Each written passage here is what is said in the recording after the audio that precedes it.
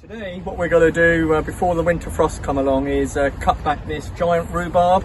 The Latin name is Gunnera manicata, and put it to bed before the hard frosts come in. So what we're going to do is we're going to get into the plant here, we're going to cut back the leaves, we'll separate the stalks, we'll put them in separate piles. Once we get through to the heart of the plant, we've done all of that, we'll then protect it, and I'll show you how we do that in a minute. So here we are, we've cut back all the stems and the leaves on this Gunnera manicata.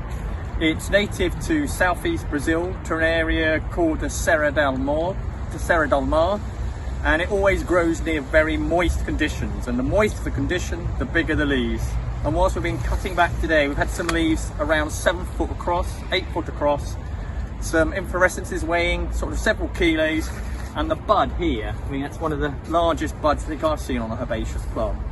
So what we're going to do now is we're just going to start protecting it with the old leaves. So I tend to start with the smaller leaves first, going around the buds, and then we'll go around the smaller buds, and then we'll top with some larger leaves like this one here. This is one of the big boys. And then once we're nearly finished, this will go on the top.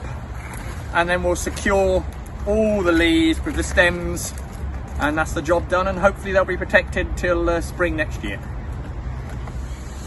So here we are, just putting the last of the leaf stems in, so they'll weigh down all the leaves, and that's it. That's the Gunnera put to bed for the winter. And the next time myself or Paul will come along and look at these is hopefully when we're taking it all off, and spring and all the new shoots will be springing up.